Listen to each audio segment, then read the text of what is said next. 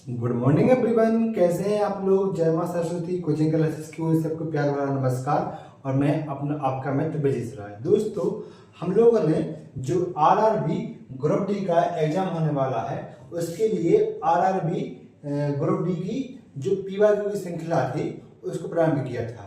जो क्वेश्चन है वो 2022 में जो पेपर हुआ था आरआरबी ग्रुप डी का, उसके सभी क्वेश्चन लिए थे। तो उसमें ये 7वीं शिफ्ट का लेक्चर है और इस 7वीं शिफ्ट के लेक्चर को हमने 2 पार्ट डिवाइड किया है। पहला पार्ट कल हुआ था, उसमें से हमने फंडामेंटल राइट बढ़ा पाई थी, लेकिन उसके जो शेष क्वेश्चन बचे हुए हैं वो हम आज सॉल्व कर लेंगे। ठीक है, इसमें क्या है, जो क्वेश्चन बचे हुए हैं शेष वो आज सॉल्व कर लेंगे। आपसे एक रिक्वेस्ट है कि आपको हमारे चैनल को क्या करना है, शेयर करना है, लाइक करना है और सब्सक्राइब भी करना है। ठीक है, अगर इसमें कोई गलती है त्रुटि है तो आप हमें कमेंट करके बता सकते हैं और सुधार का सजेशन भी दे सकते हैं, तो मैं उसमें सुधार करूंगा। ठीक है, आगे बढ़ते हैं इस क्वेश्चन के लिए। तो हमारा जो कुछ क्वेश्चन कंप्लीट हो गए थे,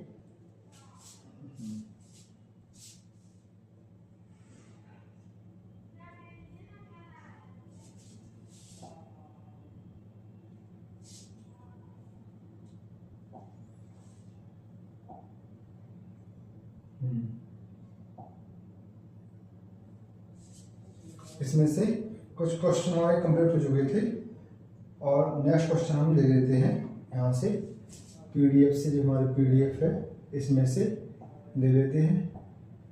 ठीक है, स्टार्ट करते हैं। सेकंड नंबर का हो गया था, थर्ड हो गया था, इसके बाद फोर्थ, हाँ फोर्थ भी हो गया था, फिफ्थ, हाँ फिफ्थ भी अपना हो गया था, हाँ ये हो गया था।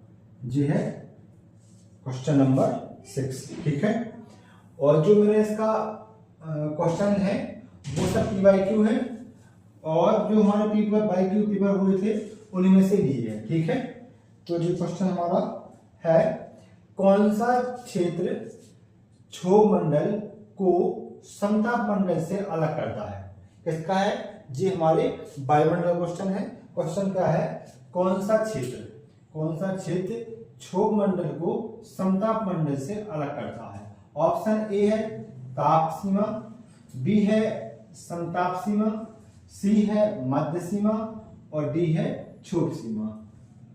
ठीक है, तो इसके ताप सीमा को बोल सकते हैं थर्मोस्फीयर, इसके बाद समताप को बोल सकते हैं स्ट्रेटोस्फीयर्स और मध्य सीमा को मेसोस्फीयर्स और क्षोभ सीमा को ट्रोपोस्फीयर बोल सकते हैं।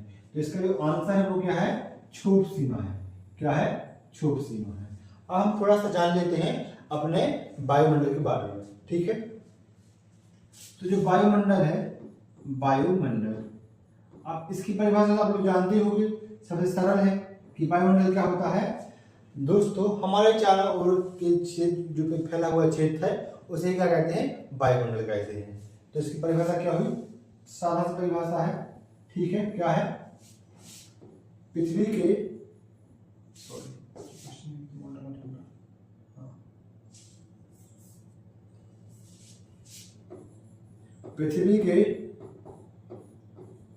चारों ओर फैला क्षेत्र क्या कहलाएगा, वायुमंडल कहलाएगा। अब वायुमंडल का पृथ्वी पर वायुमंडल की उपस्थिति का क्या कारण होता है, ये आपको कमेंट करके बताना है। ठीक है, क्या कहलाता है, वायुमंडल कहलाता है। अब इसका क्या कारण होता है, हमारे पृथ्वी पर ही वायुमंडल क्यों पाया जाता है, चंद्रमा पर क्यों नहीं पाया जाता वायुमंडल। इसका क्या कारण है, गुरुत्वाकर्षण। क्या है, गुरुत्वाकर्षण कारण। क्या कारण है, तो इसका कारण है गुरुत्वाकर्षण है। ठीक है, गुरुत्वाकर्षण के कारण क्या पाया जाता है, वायुमंडल पाया जाता है। हमारे पृथ्वी पर पाया जाता है वायुमंडल। ठीक है, चंद्रमा वगैरह पर वायुमंडल नहीं पाया जाता है। ठीक है, इसके बाद एक चीज इसमें होती है, जो क्वेश्चन पूछा जाता है कि वायुमंडल को जो किससे मापा जाता है। ठीक है, वायुदाब को किससे मापा जाता है? तो क्या है? बैरोमीटर। क्या है? वायुदाब। वायुदाब मापने की इकाई क्या है? जी क्या है? बैरोमीटर। क्या है? बैरोमीटर है। ठीक है, अब हम बात कर लेते हैं जी, थोड़ी सी बात हुई क्या क्या पृथ्वी के चारों ओर के क्षेत्रों का कहते हैं वायुमंडल कहते हैं। इसका कारण क्या है? गुरुत्वाकर्षण कारण है। और जो वायुमंडल को जिससे या वायुदाब को जिससे नापा जाता है उसे कहते हैं बैरोमीटर कहते हैं। ठीक है, अब हम आगे बढ़ते हैं। अब जो हमारा वायुमंडल है क्या है? जो हमारा वायुमंडल है, ठीक है, क्या है? वायुमंडल है, वायुमंडल। इसमें क्या है? ये क्या है? संगठन है। ठीक है, क्या है? संगठन है। मतलब ऐसा तो है नहीं कि सिर्फ वायुमंडल में एक ही गैस है, वो क्या है? बहुत सी गैसों का क्या है? मिश्रण है या संगठन है। ठीक है, संगठन। अब कौन कौन सी इसमें गैसें पाई जाती हैं ये भी देखना पड़ेगा हमें। तो आपको बताना है कमेंट करके कि सबसे ज्यादा कौन सी गैस पाई जाती है। तो जो इतने वाला जी वाला पार्ट है इसमें पाई जाती है हमारी क्या?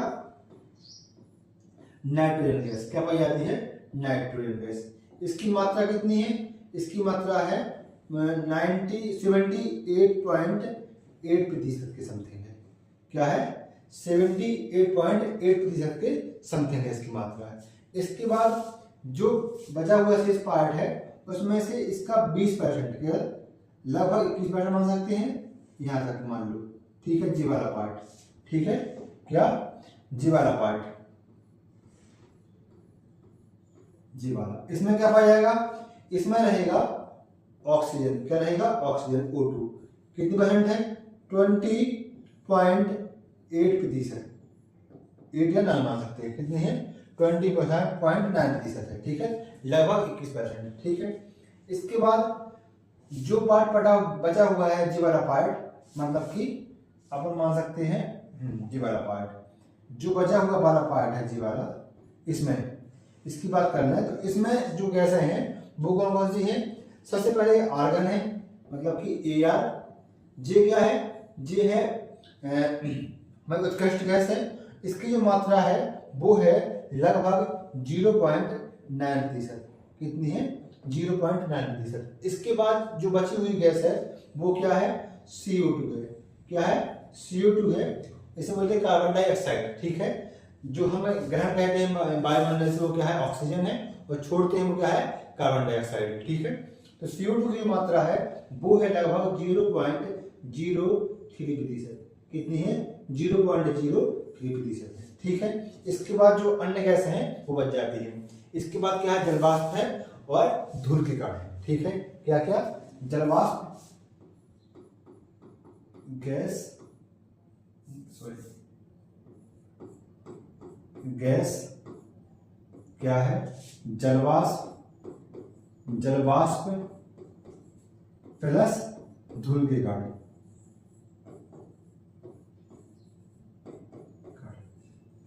इन सब से मिलकर क्या बनता है? हमारा वायुमंडल बनता है। ठीक है, तो ये हुआ इसका संगठन है। आप इसे याद कर सकते हो। क्वेश्चन ये पूछा जाता है कि वायुमंडल में CO2 की मात्रा कितनी पाई जाती है? तो कितनी पाई जाती है? 0.03% पाई जाती है CO2 की मात्रा। और इसका जब इन जो क्या है? एक है आदर्श, क्या है? आदर्श स्ट्रक्चर है इसमें। ठीक है, गैसों की मात्रा में। अब क्या होता है? अब हमने एक टर्म सुनी होगी, क्या? जलवायु परिवर्तन। क्या? जलवायु परिवर्तन।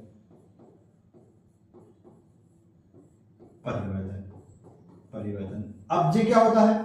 तो दोस्तों क्या होता है? जो इनका जो क्या है? ये इनका जो प्रतिशत है इसका गैसों का, नाइट्रोजन का, ऑक्सीजन का, कार्बन डाइऑक्साइड का और आर्गन वगैरह का, इनमें क्या हो रहा है? बदलाव हो रहा है। किसी की मात्रा बढ़ रही है और किसी की मात्रा कम हो रही है।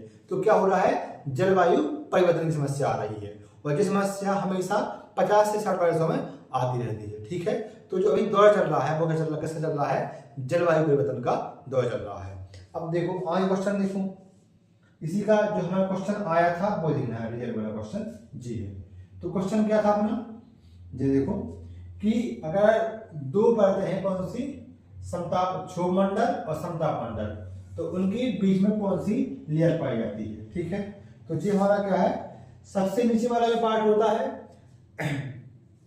अब देखो जी क्या हमारी अर्थ है, इसे मान लेते हैं हम क्या, जी क्या है अर्थ है, जी क्या है अर्थ है, ठीक है, जी क्या है अर्थ है। अर्थ का जो सबसे नीचे वाला पार्ट होता है क्या है, अर्थ का जो सबसे नीचे वाला पार्ट, अर्थ के पास में जो पार्ट होता है जी वाला पार्ट होगा, ठीक है, यहाँ स्ट्रक्चर बना लो, ठीक है, जी वाला पार्ट। तो जी कहलाएगा क्या हमारा, जी कहलाएगा क्षोभ मंडल, क्या कहलाएगा, क्षोभ मंडल, मंडल, ठीक है, क्षोभ मंडल। अब जो क्षोभ मंडल से ऊपर वाला पार्ट होगा, एक और यहाँ पर एक लेयर होगी, इसे कहेंगे हम क्या, समताप मंडल, क्या कहेंगे, समताप मंडल, ठीक है, समताप मंडल। और समताप मंडल के ऊपर एक और परत पाई जाएगी, इसे कहेंगे हम मध्य मंडल, क्या कहेंगे, मध्य मंडल कहेंगे, मध्य मंडल। और जो मध्य मंडल है इसके ऊपर एक और परत होगी, उसे कहेंगे आयन मंडल, क्या कहेंगे, आयन मंडल कहेंगे, ठीक है। और आयन मंडल के ऊपर क्या पाया जाएगा हमारा, जो होगा बाह्य मंडल होगा, यहाँ पर क्या हो जाएगा, बाह्य मंडल, बाह्य मंडल, ठीक है। तो कितनी बात हुई, 1 2 3 4 5, कितनी है 5। अब देखो जो हमारा जो क्या है, जो हमारा क्या है, क्षोभ मंडल की परत है, और यहाँ से समताप मंडल स्टार्ट होना है, यहाँ पर एक सीमा पाई जाएगी, क्या होगी, एक सीमा होगी, इस सीमा को हम नाम देंगे, वो कहेंगे क्षोभ सीमा। मतलब कि जो नीचे वाली परत है, जैसे दो परत मान लो, एक समताप मंडल की परत, जो क्या है समताप मंडल है, और जो क्या है क्षोभ मंडल है, इस बीच की जो सीमा होगी उसे कहेंगे हम क्षोभ सीमा, जो क्या है क्षोभ सीमा है, क्या है, क्षोभ सीमा है, सीमा। तो क्वेश्चन यही था कि क्षोभ सीमा कहां होती है, तो समताप मंडल और क्षोभ मंडल के बीच की जो सीमा होती है, मतलब जहां से समताप मंडल स्टार्ट हो रहा है और क्षोभ मंडल खत्म हो रहा है, उसके बीच की जो सीमा कहलाएगी वो कहलाएगी क्षोभ सीमा। इसी प्रकार से यहाँ पर भी सीमा होगी, ठीक है, जी वाली सीमा, इसे हम क्या नाम देंगे, तो इसे नाम देंगे हम क्या, जी कहलाएगी हमारी समताप सीमा, क्या होगी, समताप सीमा, सीमा, ठीक है, क्या होगी, समताप सीमा हो जाएगी। इसी प्रकार से यहाँ पर क्या होगी, मध्य सीमा हो जाएगी, यहाँ पर सॉरी, हाँ जिसको क्या समताप सीमा होगी, यहाँ हो जाएगी मध्य सीमा, ठीक है, यहाँ क्या हो जाएगी, आयन सीमा, और यहाँ हो जाएगी बाह्य सीमा, ठीक है, जी हमारी सीमा हो जाएगी। तो ये आप नोट कर सकते हो, नोट करना हो तो ये क्या है, क्षोभ मंडल है, मतलब पृथ्वी का जो सबसे नीचे पैर पाई जाती है उसे कहते हैं क्षोभ मंडल। और क्षोभ मंडल को दूसरा नाम क्या है, इसका एक और नाम दिया जाता है, इसे कहते हैं संवाहन मंडल भी नाम देते हैं, और अधोमंडल भी नाम देते हैं, क्या क्या, संवाहन मंडल,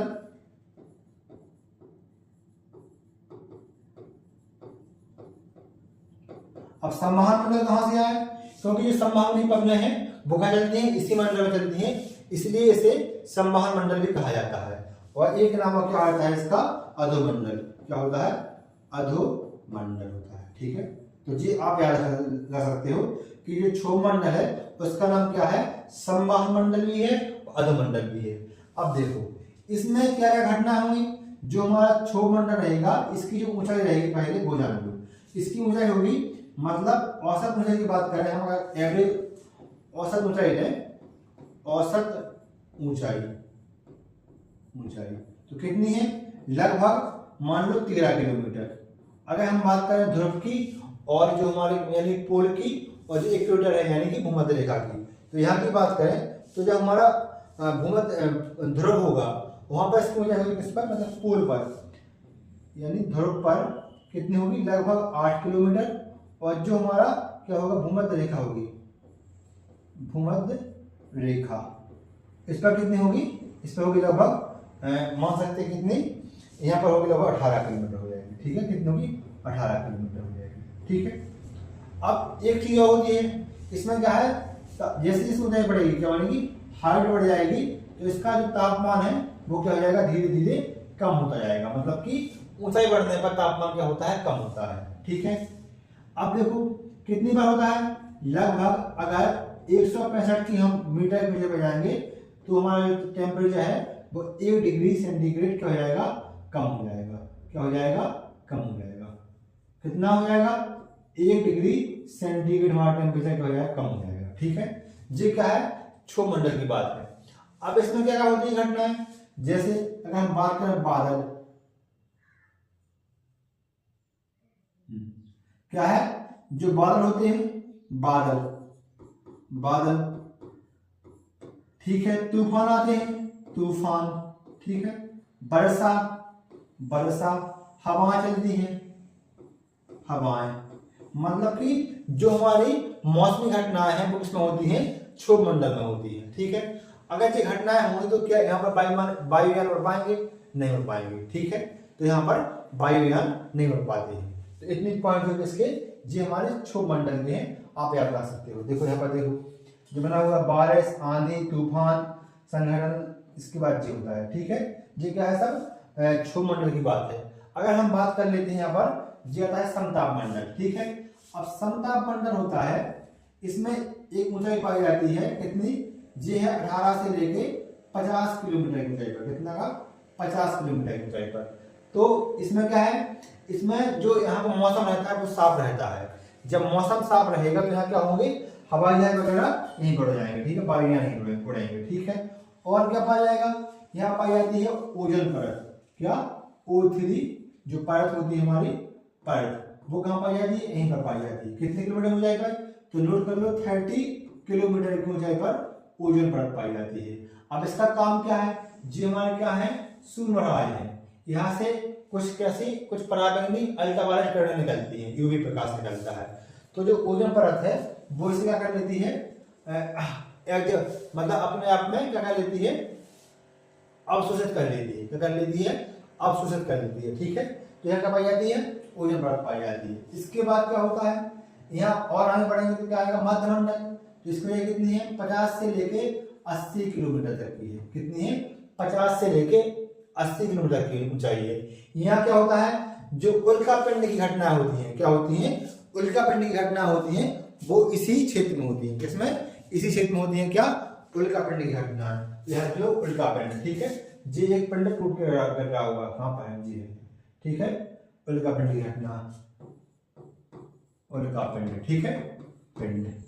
जी मैं इसलिए बता रहा हूं कि इससे आपका पूरा टॉपिक कंप्लीट हो जाएगा। क्वेश्चन एक है लेकिन टॉपिक पूरा कंप्लीट हो जाएगा। ठीक है, इसलिए बता रहा हूं। उल्कापिंड, यहाँ पर क्या होता है, जो उल्कापिंड होते हैं उनमें टक्कर होती है। जब टक्कर होगी तो कोई चीज नष्ट होगी, कितनी हो जाएगी, जब ये टक्कर होगी तो टूट के नीचे गिरने लगते हैं। कौन से, उल्कापिंड वगैरह इसमें होती है। ठीक है, इसके बाद क्या होता है, फिर आता है हमारा ये आता है क्या, मध्यमंडल हो जाएगा स्टार्ट। ठीक है, क्या है, मध्यमंडल। तो मध्यमंडल ऊपर रहेगा। ठीक है, जो कि मध्यमंडल, अब क्या आएगा, आयनमंडल। सॉरी, ये क्षोभमंडल, समताप मंडल, मध्यमंडल, अब आएगा आयनमंडल।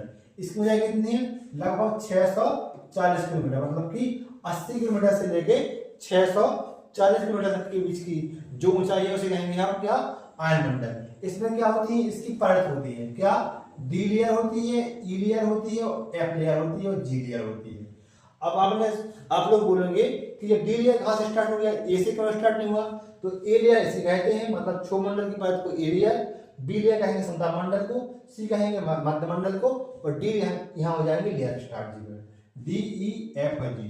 ठीक है, तो जी हो जाती है। इसमें क्या होता है भाई साहब, जो अपन हेलो करते हैं ना, क्या कहते हैं, हेलो, वो काम यहीं से होगा अपना। कहाँ से होगा, यहाँ से होगा हेलो का काम। कैसे, मान लो जी क्या है हमारा, एक टावर है। ठीक है, टावर कौन सा, जो मोबाइल का कनेक्शन देते हैं ना टावर, कोई वाला सिग्नल वाला टावर जी है। अब यहाँ से जो हमारी किरणें हैं वो कहाँ जाएंगी, जो रे कहाँ जाएंगी, यहाँ पर जाएंगी। ठीक है, कहाँ, जी है, जी है, यहाँ पर ले गई। यहाँ पर क्या है, हमारा उपग्रह स्थापित है। कौन सा, जे यहाँ पर है, जो संचार उपग्रह होते हैं वो स्थापित है। अब संचार उपग्रह के लिए जरूरी क्या है, रेडियो फ्रिक्वेंसी जरूरी है। क्या है, रेडियो फ्रिक्वेंसी जरूरी है। तो जो आयन मंडल होता है ये क्या कहता है, जो कण होते हैं उन्हें आयनित कर देता है। मतलब उन्हें आयनित करने का मतलब क्या होगा कि मतलब इलेक्ट्रॉन और प्रोटॉन में चार्ज आ जाता है, उस पर चार्ज आएगा तो आयनित हो जाएंगे। जब आयनित कर देगा तो यहाँ पर जो रेडियो फ्रिक्वेंसी है, क्या है, रेडियो तरंगें हैं, वो इसे क्या कर देंगी, परावर्तित कर देता है। क्या कहता है, परावर्तित, क्या करता है, परावर्तित कर देता है। मतलब कि यहाँ पर जो हमारा क्या है, उपग्रह है यानी कि सैटेलाइट है, तो वो यहाँ से क्या ले गई, यहाँ पहुंची, यहाँ से क्या वापसी आ गई। अब वापसी कहाँ पर आएगी, जो आप हैंड सेट चला रहे हो, यानी कि जो आपका फोन है वहां से हेलो होगी ना, तो वो यहीं से होगी। ठीक है, तो मोबाइल में आएंगे। ठीक है जी, मोबाइल आपका, तो इसमें एंटीना रहेगा जिसे एक्सेप्ट कर लेगा। तो पहले कहाँ गया, पहले जी हमारा क्या है, जी हमारा टावर है, टावर से आएंगे इसमें आयनमंडल पर, वहां से वापस आएंगे कर किस पर, तो मोबाइल में, तो हमारी बात होना स्टार्ट हो जाएगा। ठीक है, तो ये यहाँ से हो जाएगा। अब इसके बाद क्या है, इसके बाद वायुमंडल है। अब वायुमंडल कहाँ होगा, तो वायुमंडल दोस्तों, सॉरी जी इसमें लिखना था हमको DEFG। ठीक है, अब वायुमंडल का है मतलब कि जो अपनी ऊंचाई कितनी है, 740 से ज्यादा की ऊंचाई है, उसे हम क्या रख देंगे, वायुमंडल रख देंगे। ठीक है, यहाँ पर क्या होता है जी, 1000 किलोमीटर तक भी माना जाता है। ठीक है, 1000 किलोमीटर तक माना जाता है। ठीक है, इसमें जब अपन ज्यादा पढ़ना नहीं है, बस यही देखना है कि यहाँ पर हाइड्रोजन और हीलियम गैस पाई जाती है। ठीक है जी, हो जाएगा। और इसमें इसके बाद क्या हो जाता है, निर्वात स्टार्ट हो जाता है। क्या हो जाता है, निर्वात स्टार्ट हो जाता है। तो देखो ये है, इसे आप देख सकते हैं कि ये क्या है, वायुमंडल है, यहाँ क्या है, हीलियम और हाइड्रोजन गैस पाई जा रही है। ठीक है, यहाँ पर ये आयनमंडल है, फिर नीचे क्या है, मध्यमंडल, और नीचे संतापमंडल, और नीचे क्या है, क्षोभमंडल है। ठीक है, तो हमारा पहला जो क्वेश्चन था उससे इतने क्वेश्चन क्लियर हो जाएंगे कि आप इस पूरे टॉपिक को तैयार कर लोगे। ठीक है, अब नेक्स्ट पढ़ते हैं आगे।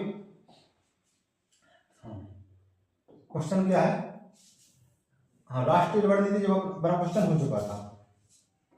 ठीक है, इसके बाद हाँ जी है, एक क्वेश्चन है जी, थोड़ा सा सही क्वेश्चन है। इसमें क्या है, इसमें है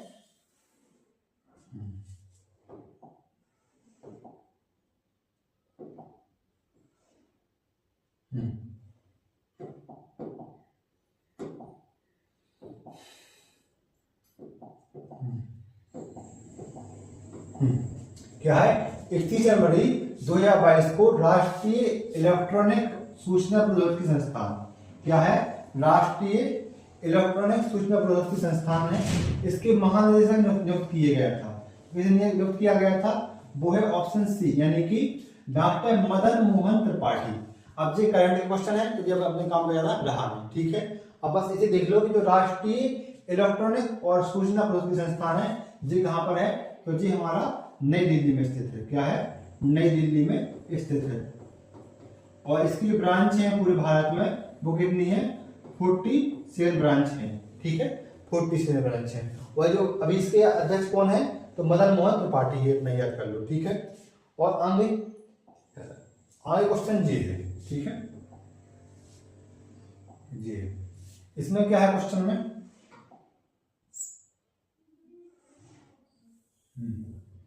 ये है क्वेश्चन अपना।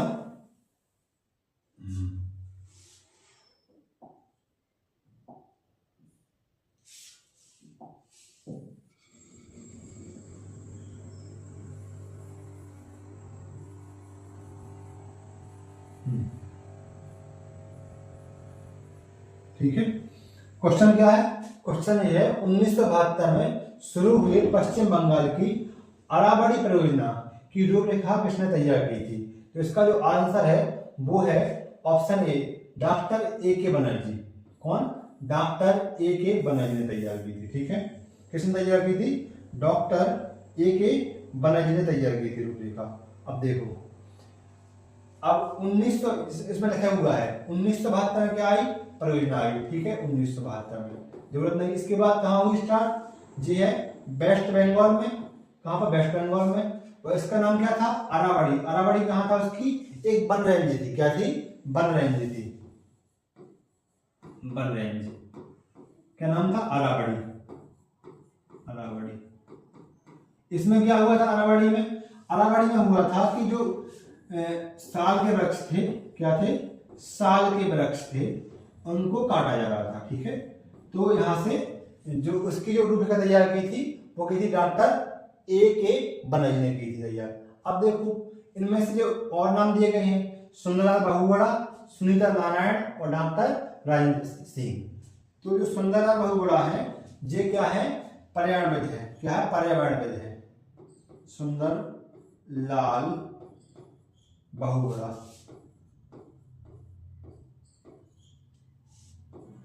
ठीक है, ये क्या है? पर्यावरणविद है।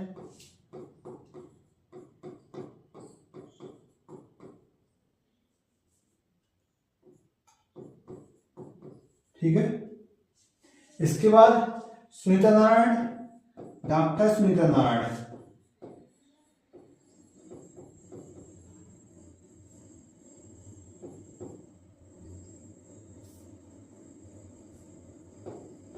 सुनीता नारायण, ये कौन है? जो सुनीता नारायण है वह एक पत्रिका विकास होती है, उसका नाम है डाउन टू अर्थ, उसकी संपादक है। कौन सी? Down to earth. ठीक है, ये पर्यावरण संबंधित पत्रिका है जो भारत से प्रकाशित होती है, उसकी संपादक कौन है? सुनीता नारायण है। इसके बाद तीसरा नाम है डॉक्टर राजेंद्र सिंह का। जो राजेंद्र सिंह जी हैं, ये राजेंद्र सिंह, ठीक है, इन्हें कहा जाता है भारत का जल पुरुष। क्या कहा जाता है?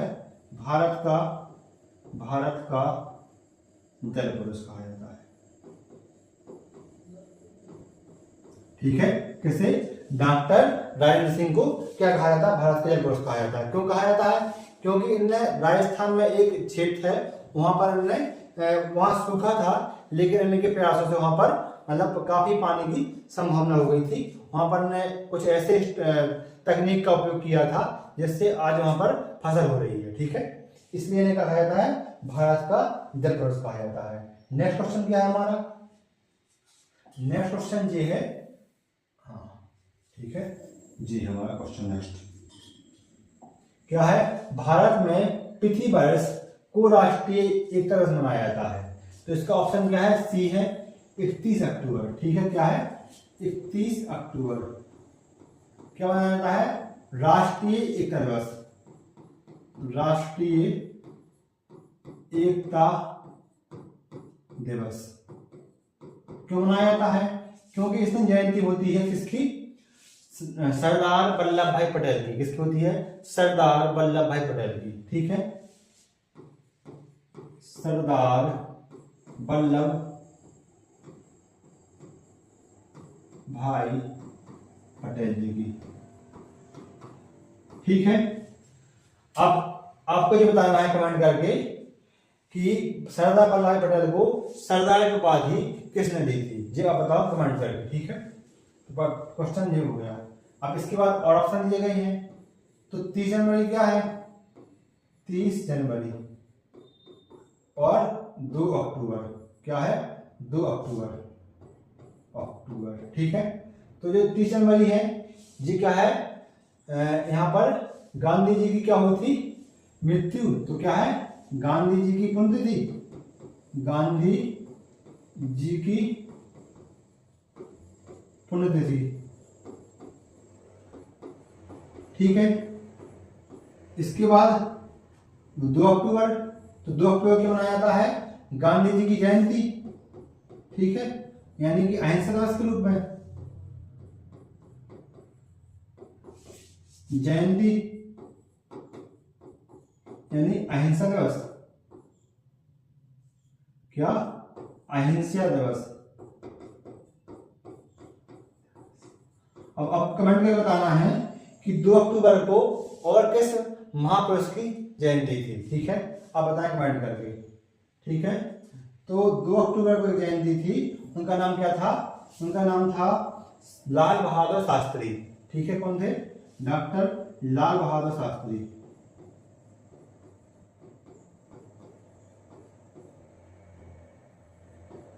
शास्त्री जी। ठीक है, तो जो हो गया। इसके बाद और ऑप्शन है क्या? हाँ, एक और है 15 सितंबर। क्या है? 15 दिसंबर। तो 15 दिसंबर क्यों मनाया जाता है?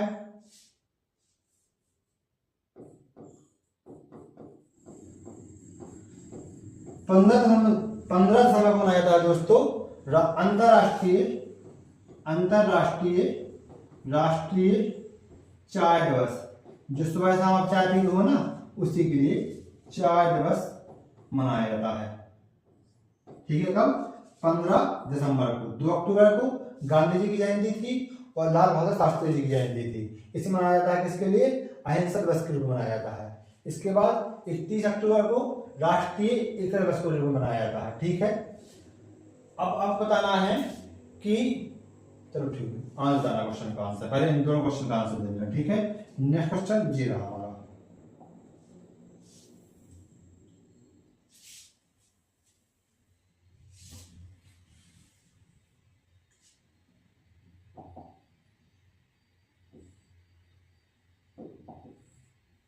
ठीक है, क्या क्वेश्चन? क्वेश्चन देखो, इनमें से कौन सी मध्य भारतीय बोली है जो संस्कृत से काफी हद तक संबंधित है तथा बौद्ध धर्म ग्रंथों, क्या बौद्ध धर्म ग्रंथों और साहित्य की प्रमुख भाषाओं में से एक है? ठीक है, क्या है? बौद्ध धर्म ग्रंथों और साहित्य की प्रमुख भाषाओं में से क्या है? एक है।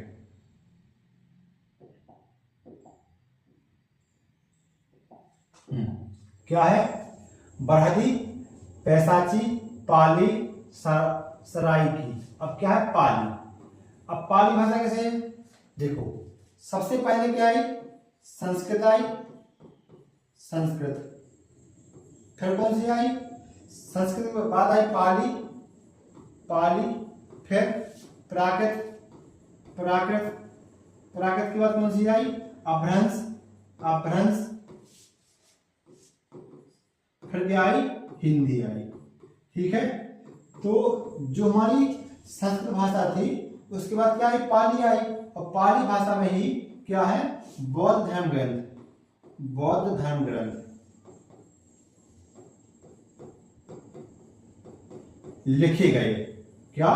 पाली भाषा में ही बौद्ध धर्म ग्रंथ लिखे गए यहाँ पर। ठीक है, इसके बाद प्राकृत जो भाषा है वो कैसे है?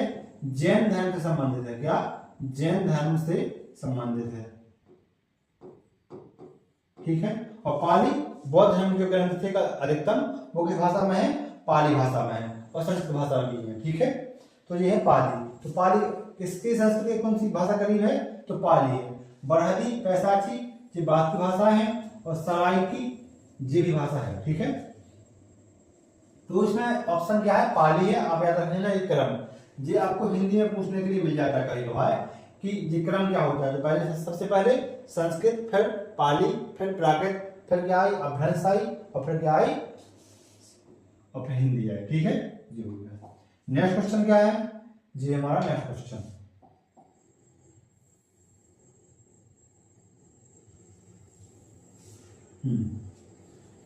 क्वेश्चन क्या है? मार्च 2022 में भारत सरकार द्वारा शुरू किए गए कन्या शिक्षा प्रवेश उत्सव, क्या? कन्या शिक्षा प्रवेश उत्सव अभियान का उद्देश्य विद्यालय में के बीच की आयु की लड़कियों के नामांकन और तिथि धारण में वृद्धि करना था। तो ये कितनी थी? 11 से लेके 14 वर्ष, मतलब कि ऑप्शन नंबर बी। ठीक है, बी। ये क्या है? 14 से 16 ये हो नहीं सकता, 15 से 18 ये नहीं, 6 से 10 होना नहीं, यानी कितना है? 11 से 14। अब ये पता है, अगर हम बात कर लें तो कौन से अनुच्छेद से संबंधित है? तो ये है 21A से। क्यों संबंधित है? क्योंकि इसमें क्या कहा गया है? इसमें कहा गया है कि 11 वर्ष से 6 वर्ष से लेके 14 वर्ष तक की सभी बालक बालिकाओं को निःशुल्क एवं अनिवार्य शिक्षा दी जाएगी। लेकिन क्या हो रहा था कि यहाँ पर जो गर्ल्स थी या लड़कियां थी, स्कूल में उनकी उपस्थिति कम हो रही थी, उन लोगों ने स्कूल छोड़ दिया था। तो इसलिए सरकार एक योजना लेके आई थी, उसका नाम था कन्या शिक्षा प्रवेश उत्सव। क्या नाम था? कन्या शिक्षा प्रवेश उत्सव। कन्या शिक्षा प्रवेश उत्सव कब आई थी? ये आई थी मार्च में। कितने? 7 मार्च को, 7 मार्च 2022 को। अब ये क्या था? कोरोना का टाइम था। कोरोना में क्या हुआ? लोगों ने स्कूल जाना बंद कर दिया, तो गर्ल्स को दूसरा काम दे दिया गया घर वालों ने, ठीक है, खाना बनाने का, तो वो स्कूल नहीं जा रही थी। तो सरकार कौन सी योजना लेके आई? कन्या शिक्षा प्रवेश उत्सव योजना 7 मार्च 2022 को लेके आई थी। इसके लिए आई थी 11 वर्ष से लेके 14 वर्ष के बच्चों के लिए। क्यों आई? क्योंकि हमारा उद्देश्य क्या है? संविधान में क्या लिखा है? हमें कौन से अधिकार प्राप्त थे? मूल अधिकार प्राप्त थे। अब मूल अधिकार में बात की गई है किसकी? इसमें बात किसी की गई है? 21 की बात की गई है। 21 क्या कहता है कि 6 से लेके 14 वर्ष तक के बच्चों को निःशुल्क और अनिवार्य शिक्षा प्रदान की जाएगी। तो हमारा क्या कर्तव्य है सरकार का? कि हमें शिक्षा देना ही है, ठीक है, इसलिए वो ये योजना लेके आई थी। चलो नेक्स्ट क्वेश्चन देखो अपना।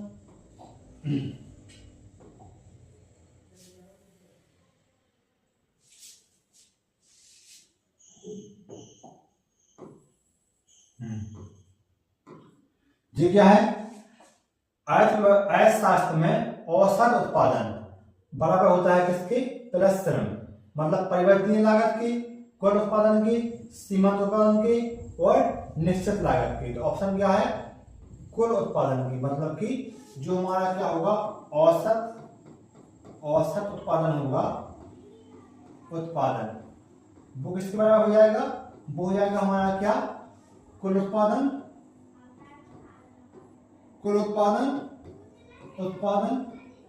प्लस श्रम, क्या?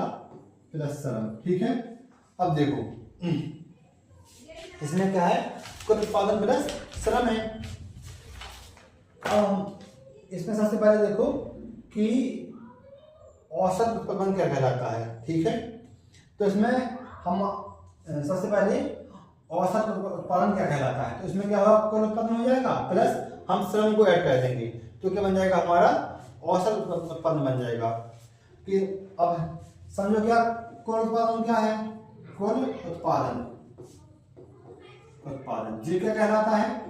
तो इसमें होता है मतलब कि किसी निश्चित समयावधि में क्या एक निश्चित टाइम रहेगा, उसमें सभी साधनों का उपयोग करके तैयार की गई वस्तु और सेवाओं की कुल मात्रा, क्या जितने हमारे पास साधन दिए गए हैं उन सबका हम उपयोग करके जो वस्तु या सेवा तैयार की जाएगी उसे हम किसमें ऐड करेंगे?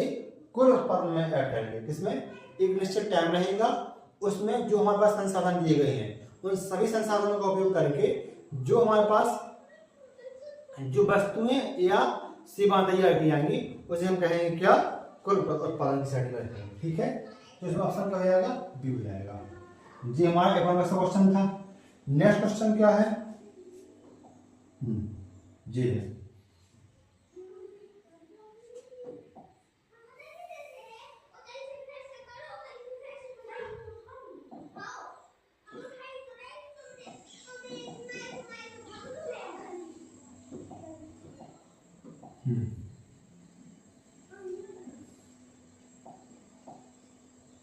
जी क्वेश्चन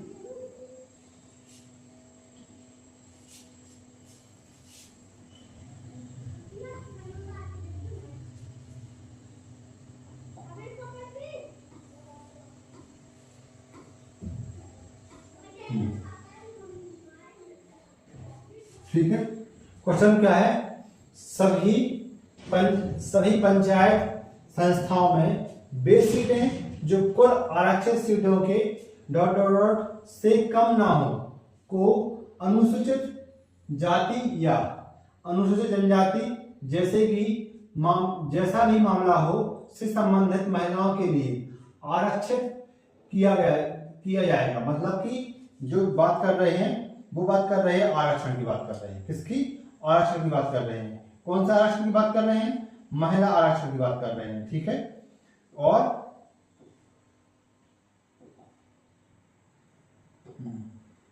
ठीक है, किसकी बात कर रहे हैं? महिला आरक्षण की।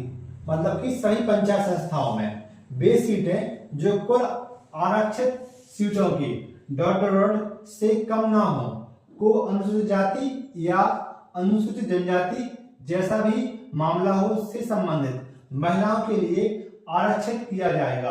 मतलब आधी, 1/3, 2/3 या 3/4। तो ऑप्शन क्या हो जाएगा? बी, 1/3। ठीक है। अब जो क्वेश्चन किसका है, जी है 73वें संविधान संशोधन के बाद जो हमारे यहाँ क्या आया, पंचायती राज आया है, उससे संबंधित क्वेश्चन है। ठीक है। तो अब समझो, इसमें थोड़ा सा अच्छे से देखना, क्योंकि यहाँ से क्वेश्चन परमानेंट आता ही है। अगर कहीं से क्वेश्चन नहीं आ रहा पॉलिटिकल साइंस में तो पॉलिटी में, तो कहां से आएगा? पंचायत राज से क्वेश्चन आएगा, पीएससी में आएगा, एसएससी में आएगा, रेलवे में आएगा, सबसे यहाँ से क्वेश्चन आता है। ठीक है। देखो अब क्या है, 73वां संविधान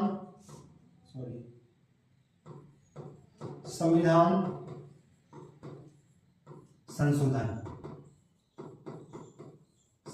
इसमें क्या है, जी कब आया था? 1952 इसका एक्ट नाम था। वैसे अप्रैल 24 अप्रैल 1993 में पारित कर दिया गया था। ठीक है। इसीलिए जो 24 अप्रैल है, इसे क्या मनाया जाता है? भारत में राष्ट्रीय पंचायत दिवस के रूप में मनाया जाता है। क्या मनाया जाता है? राष्ट्रीय पंचायत दिवस के रूप में। ठीक है।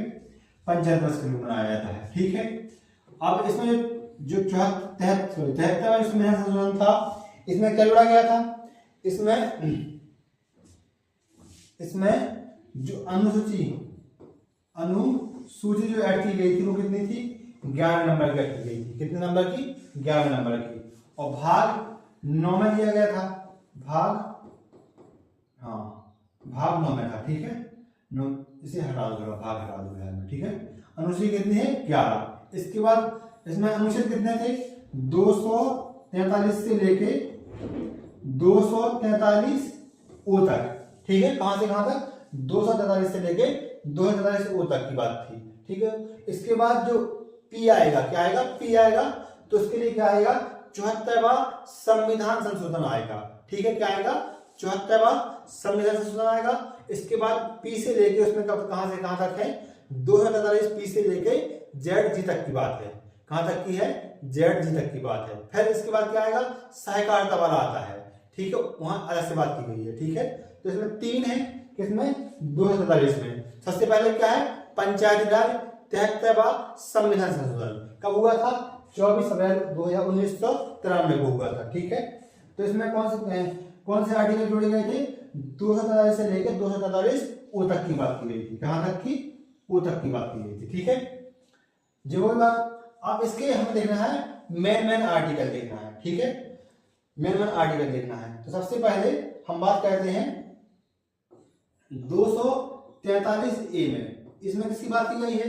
इसमें ग्राम सभा को परिभाषित किया गया है। किसके लिए? ग्राम सभा। ठीक है।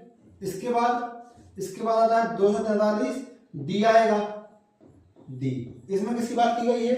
इसमें बात की गई है जो हमारा 243 डी आर्टिकल है, उसमें एससी यानी कि अनुसूचित जाति, एसटी यानी कि अनुसूचित जनजाति, इसके बाद महिला आरक्षण की बात की गई है। ठीक है। किसके लिए? एससी, एसटी और महिला आरक्षण।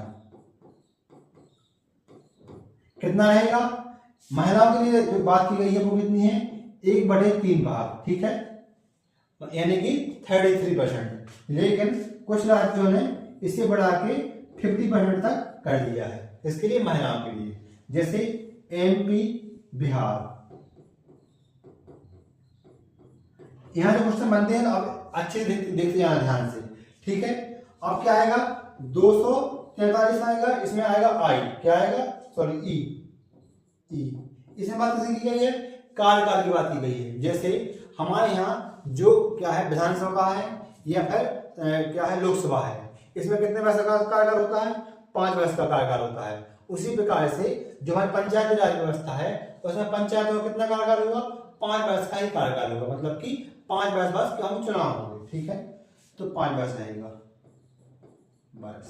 ठीक है, इसके क्या बात क्या आएगा, 2043 आय की बात होगी। क्या होगी, आय की बात। इसमें क्या है, इसमें बात की जिस प्रकार से केंद्र में क्या होता है, क्या होता है, राष्ट्रीय वित्त आयोग होता है, उसी प्रकार इसमें राज्य में क्या होगा, राज्य वित्त आयोग की बात की गई। किसकी, राज्य वित्त आयोग।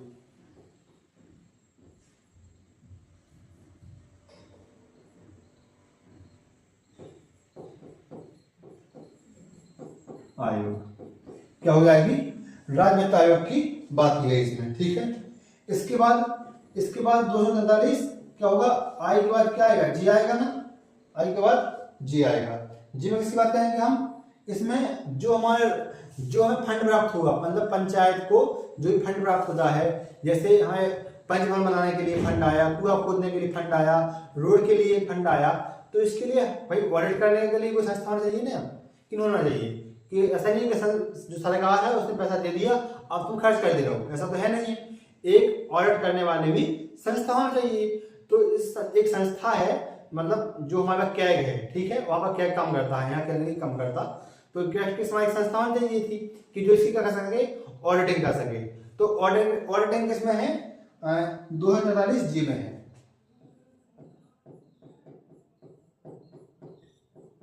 ठीक है, तो अगर आप अपने किसी ग्राम क्षेत्र से संबंध रखते हो तो आप जे अनुच्छेद 243 जे का उपयोग करके ऑडिटिंग करवा सकते हो पंचायत की। ठीक है, तो देख सकते हैं कि आपकी पंचायत में पैसा कहां कहां खर्च हुआ है। ठीक है, जो हो गया। इसके बाद 243 क्या है, आई हो गया, जो के है, इसमें किसकी बात हो जाएगी, ये हमने क्या किया, वित्त आयोग की बात कर ली। अब हम बात करेंगे किसकी, राज्य निर्वाचन आयोग।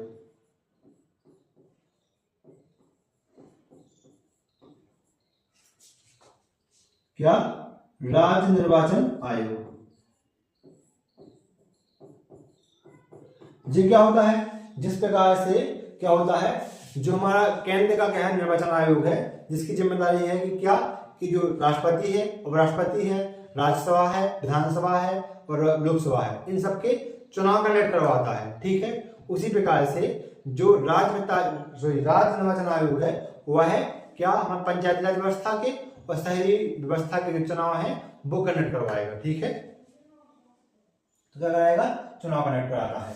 इसके बाद इसमें और चीजें हैं, जो होगी इंपोर्टेंट आर्टिकल, कौन से, 2043 ए, इसमें ग्राम सभा की बात की गई है। इसके बाद डी में SC ST और महिलाओं को लेके आरक्षण की बात की गई है।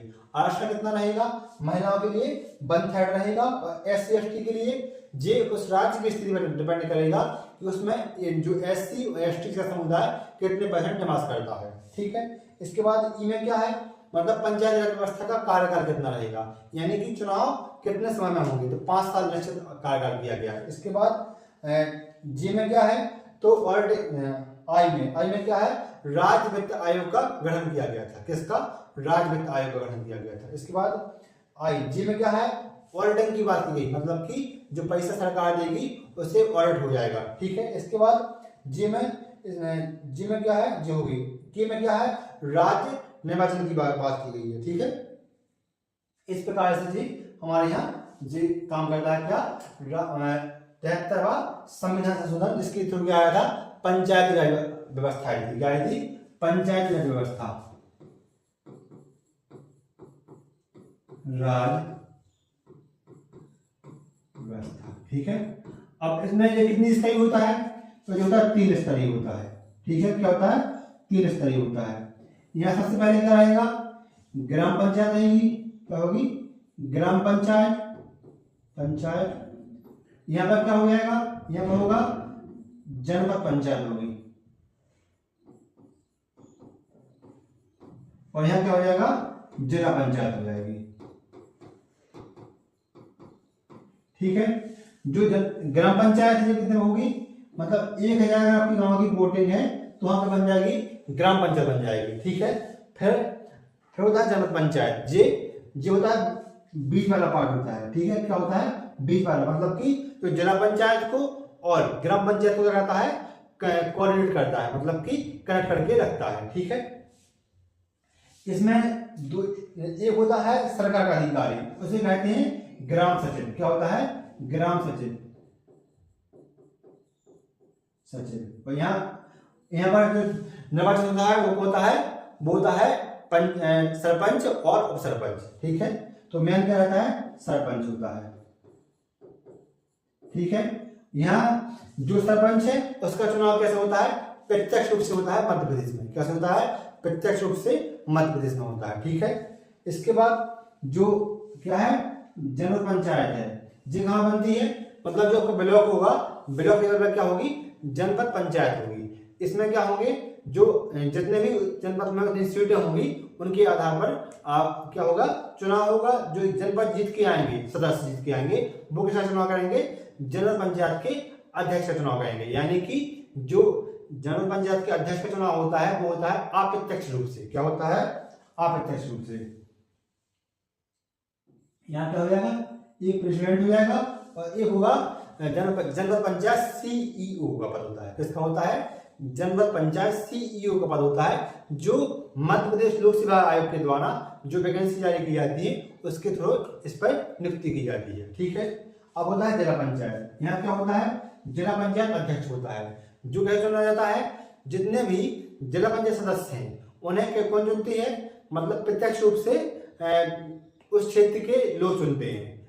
इसके बाद जो जिला पंचायत के सदस्य हैं उनके द्वारा जिला पंचायत के अध्यक्ष का चुनाव किया जाता है। ठीक है, किसका किया जाता है, जिला पंचायत के अध्यक्ष का चुनाव किया जाता है। ठीक है, तो कैसे होता है, ये अप्रत्यक्ष रूप से होता है। ठीक है, कैसे होता है, अप्रत्यक्ष रूप से होता है प्रेसिडेंट। और यहाँ पर जो सरकारी अधिकारी होता है वो होता है सीईओ, जिला पंचायत सीईओ। ठीक है, जो होता है आईएएस रैंक का होता है। किसका होता है, आईएएस रैंक का होता है। तो यानी कि जो जिला पंचायत है और जो जनपद पंचायत है उसके अध्यक्ष का चुनाव अप्रत्यक्ष रूप से होता है, जबकि ग्राम पंचायत के प्रमुख यानी सरपंच का चुनाव प्रत्यक्ष रूप से होता है। इतनी बात समझ में आ गई।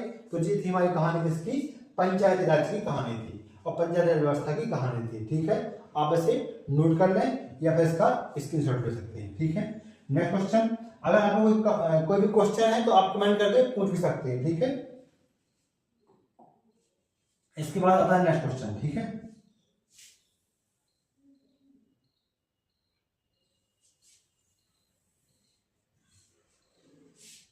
क्वेश्चन क्या है, इनमें से कौन सा मूल कर्तव्य, क्या है, इनमें से कौन सा मूल कर्तव्य 2002 के संविधान के 86वें संविधान संशोधन के द्वारा जोड़ा गया था। ठीक है, तो कौन सा है, ये है यदि माता पिता या संरक्षक हैं तो 6 वर्ष से 14 वर्ष के तक के आयु वाले अपने यथास्थिति बालक या पितिपाल, मतलब जिसको आप पाल रहे हो, पितिपाल के लिए शिक्षा के अवसर प्रदान करें। पहला ए। ठीक है, इसके बाद सार्वजनिक संपत्ति को सुरक्षित रखें और हिंसा से दूर रहें। ठीक है, देश की रक्षा करें और आह्वान किए जाने पर राष्ट्र की सेवा करें। और डी क्या है, स्वतंत्रता के लिए हमारे राष्ट्रीय आंदोलन को प्रेरित करने वाले उच्च आदर्शों को हृदय में संजोए रखें और उनका पालन करें। ठीक है जी क्या है, ABCD 4 कर्तव्य है। जी सब क्या है, हमारे मूल कर्तव्य है। क्या है, मूल कर्तव्य है, मूल कर्तव्य है। ठीक है, अब क्वेश्चन ये किया है कि इनमें से कौन सा कर्तव्य हमने 2002 के संविधान संशोधन कौन सा 86वें के द्वारा जोड़ा गया था। इसका आंसर क्या हो जाएगा, ए। क्या हो जाएगा, ए। यदि माता पिता या संरक्षक है तो 6 वर्ष से लेके 14 वर्ष तक के आयु वाले अपने यथास्थिति बालक पितिपाल के लिए शिक्षा के अवसर प्रदान करें। ठीक है, जी कौन सा नंबर कर्तव्य है, पूरे जो कर्तव्य है वो कितने हैं, 11 है। इसके पहले का जो लेक्चर था, मतलब कि जो वीडियो नंबर 6 या 7 है, 5 और 6 है, उसमें मैंने लाइन से बताया है। ठीक है, और इसके बाद जो वीडियो नंबर 7 है उसमें मूल अधिकारों की बात की गई है। ठीक है, तो आप उन्हें जाके देख सकते हैं। तो सबसे पहले बात कर लेते हैं मूल कर्तव्य की। तो जो मूल कर्तव्य है उन्हें 42वें संविधान संशोधन के द्वारा जोड़ा गया। किसके द्वारा? 42वें संविधान संशोधन के द्वारा जोड़ा गया था। इसके बाद दूसरी बात करते हैं क्या, किसकी बात? इसके लिए समिति, कौन सी समिति का गठन किया गया था? तो सरदार स्वर्ण सिंह समिति का गठन किया गया था। तीसरी बात, इसके लिए कौन से देश से लिए गए हैं? तो रूस यानी यूएसएसआर से लिए गए हैं। ठीक है, ये हो गए। इनकी संख्या कितनी है? संख्या कितनी है? 11 है। कितनी है? 11 है। तो पहले कितनी थी? 10 थी। 86वें संविधान संशोधन के द्वारा, क्या 86वें संविधान संशोधन के द्वारा एक और जोड़ा गया था। कौन सा? जी वाला 11वें नंबर का, 11वें नंबर का, 11वें नंबर का। ठीक है, क्या है इसमें? जो हमारा ऑप्शन नंबर ए है वही है, जो कहता हूं। यदि माता पिता ऐसा संरक्षक है तो 6 से 14 वर्ष तक के बच्चों को क्या है? शिक्षा देती। क्या है? जी हमारी ड्यूटी है। क्या है? मूल कर्तव्य। ठीक है, अब आपको कमेंट करके बताना है कि सार्वजनिक संपत्ति को सुरक्षित रखने और हिंसा से दूर रहें। जे कौन से कर्तव्य, कौन से नंबर का कर्तव्य है? ए या बी या सी या डी या ई या एफ या जी या एच या आई? ठीक है, जो बताना है आपको। इसके बाद देश की रक्षा करें और आह्वान किए जाने पर राष्ट्र की सेवा करें। जो कौन से नंबर का है? इसके बाद जो स्वतंत्रता के लिए हमारे राष्ट्रीय आंदोलन को प्रेरित करने वाले उच्च आदर्श को हृदय में सहित रखें। जो कौन से नंबर का है? इन तीनों को आपको कमेंट करके बताना है कौन कौन से नंबर के हैं, क्योंकि मैं इसके पहले आपको पढ़ा चुका हूं, तो इसलिए मैं ये बताऊंगा नहीं। आगे बढ़ते हैं।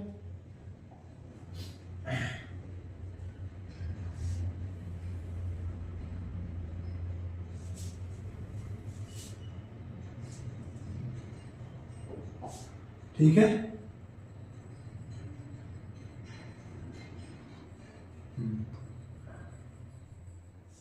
देखो क्वेश्चन क्या है? इनमें से कौन सा किसी फर्म के लिए स्थिर लागत यानी फिक्स्ड कॉस्ट का एक उदाहरण नहीं है? क्या है? नहीं है। इसी प्रश्न में आप अच्छे से पढ़ लेना पहले, क्योंकि नहीं है कि आप लोग हाँ पढ़ लेते हैं और क्वेश्चन क्या हो जाता है? गलत हो जाता है। तो आप ध्यान देना, इसमें क्या है? नहीं है का है क्वेश्चन। इनमें से कौन सा किसी फर्म के लिए स्थिर लागत यानी फिक्स्ड कॉस्ट का एक उदाहरण नहीं है? ऑप्शन ए क्या है? बीमा यानी इंश्योरेंस। बी क्या है? अनुरक्षण और मरम्मत। ठीक है, इसके लिए रिपेयरिंग। इसके बाद है रेंटल लीज। इसके बाद है संपत्ति कर। तो ऑप्शन क्या है? बी है। इसमें क्या है? अनुरक्षण और मरम्मत की बात की गई है। जे क्या है? फिक्स्ड कॉस्ट लागत में नहीं आते। ठीक है, ठीक है, स्थिर लागत में नहीं आता। क्या? अनुरक्षण मरम्मत नहीं आता। आधा क्या क्या है? देख लो, स्थिर लागत। ये क्या होता है? स्थिर लागत। ठीक है, इसमें आता है जो आप भूमि वगैरह किराए पे लिए हो, रेंट लिए हो, तो भूमि का किराया, भूमि का किराया। इसके बाद क्या आएगा? इसके बाद आएगा इसमें जो आप श्रमिक लगाए हुए हो, यानी कि जो आपके यहाँ कर्मचारी काम कर रहे हैं, तो उनका वेतन एवं प्रबंधन, वेतन एवं प्रबंधन।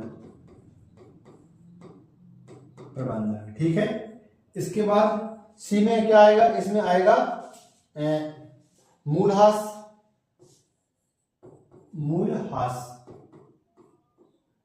ठीक है, मूलहास। इसके बाद बीमा आएगा। इसमें क्या आएगा? बीमा आएगा। इसके बाद रेंटल लीज, तो ये हो गई ना भूमि का किराया। संपत्ति का आएगा, मतलब कि जितने भी टैक्स वगैरह आप दे रहे हो सरकार को, वो इसमें जाएंगे। ठीक है, लाइसेंस एवं कानूनी शुल्क। क्या? कानूनी शुल्क। ठीक है, और क्या आएगा? और आएगा इसमें मार्केटिंग और विज्ञापन पर जो खर्च कर रहे हैं वो भी क्या आएंगे? मार्केटिंग एवं विज्ञापन का खर्चा।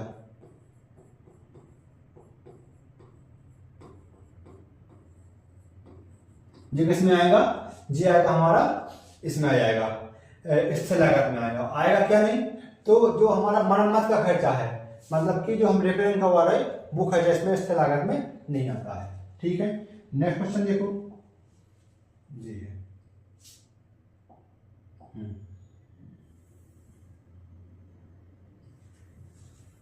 हाँ, क्वेश्चन क्या है कि जो भारतीय उष्णकटिबंधीय मौसम विज्ञान संस्थान है, इनमें से किस शहर में स्थित है? तो पुणे में, बी है मुंबई, सी है कोची और डी है दिल्ली। तो ऑप्शन क्या हो जाएगा हमारा ए, पुणे में। ठीक है, कौन सा? भारतीय उष्णकटिबंधीय मौसम विज्ञान संस्थान। इसके साथ और भी होते हैं, एक है भारतीय मौसम विज्ञान संस्थान। कौन है? भारतीय मौसम विज्ञान संस्थान। ये कहां पर है? ये है नई दिल्ली में। नई दिल्ली में लोग इसमें और उष्णकटिबंधीय में हमेशा कंफ्यूजन रहते हैं और गलती करके आते हैं। तो आप लोग इसे ध्यान रख लेना कि जो हमारा उष्णकटिबंधीय संस्थान है वो कहाँ होगा? पुणे में होगा। ठीक है, लेकिन जो हमारा मौसम संबंधी विज्ञान संस्थान है वो कहाँ है? नई दिल्ली में स्थित है। इसके बाद एक और है, वो है राष्ट्रीय महासागर प्रौद्योगिकी संस्थान। क्या है? राष्ट्रीय महासागर प्रौद्योगिकी संस्थान। ये कहां पर होगा? जो राष्ट्रीय महासागर प्रौद्योगिकी संस्थान है, ये आप मुझे बताओ पहले, ये समुद्र तट पर होगा कि स्थिर भूमि में होगा? मतलब जो तट की भूमि है वहां पर होगा कि तट के अंदर वाली भूमि में होगा? तो ये आप कमेंट करके बताओ पहले। ठीक है, तो ये कहाँ होगा? तट के मतलब समुद्र में होगा, क्योंकि नाम ही क्या है? महासागरीय। अब महासागरीय है तो जो समुद्र के किनारे, मतलब जो समुद्र के किनारे जो शहर है उनमें से किसी एक में होगा। तो कौन से में है? चेन्नई में है। कहां पर है? चेन्नई में। ठीक है, ये हो गया। इसके बाद क्या है? इसके बाद है, एक है भारतीय राष्ट्रीय महासागर सूचना सेवा केंद्र। क्या है? भारतीय राष्ट्रीय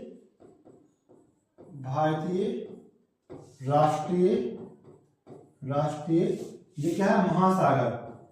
महासागर सूचना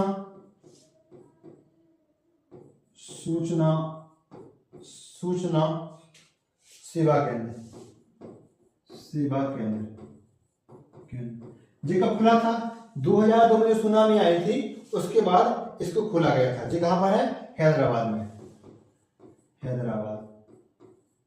ठीक है, इसका पता सूचना मतलब कि जो हमें क्या मिल जाए, जिस समय महासागर में क्या हलचल हो रही है उसकी सूचना प्राप्त करने के लिए हमने हैदराबाद में क्या खोला था?